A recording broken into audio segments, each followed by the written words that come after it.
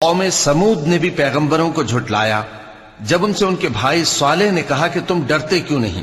میں تو تمہارا امانت دار پیغمبر ہوں، تو اللہ سے ڈرو اور میرا کہا مانو، اور میں اس کا تم سے بدلہ نہیں مانگتا، میرا بدلہ رب العالمین کے ذمے ہے۔ کیا جو چیزیں تمہیں یہاں میسر ہیں ان میں تم یوں ہی بے خوف چھوڑ دیے جاؤ گے؟ یعنی باغ اور چشمے اور کھیتیاں اور کھجوریں جن کے خوشے لطیف و نازک ہوتی ہیں، اور پہاڑوں میں تراش تراش کر پرتکلف گھر بناتے ہو، تو اللہ سے ڈرو اور میرے کہے پر چلو، اور حد سے تجاوز کرنے والوں کی بات نہ مانو جو ملک میں فساد کرتے ہیں اور اصلاح نہیں کرتے۔ وہ کہنے لگے کہ تم تو جادو زدہ ہو، تم اور کچھ نہیں،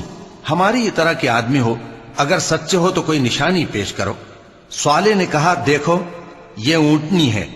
ایک دن پانی پینے کی اس کی باری ہے اور ایک معین روز تمہاری باری، اور اس کو کوئی تکلیف نہ دینا، نہیں تو تم کو ایک بڑے سخت دن کا عذاب آ پکڑے گا۔ بالآخر انہوں نے اس کو مار ڈالا، پھر نادم ہوئے، سو ان کو عذاب نے آ پکڑا، بے شک اس میں نشانی ہے اور ان میں اکثر ایمان لانے والے نہیں تھے، اور تمہارا پروردگار تو غالب ہے، مہربان ہے۔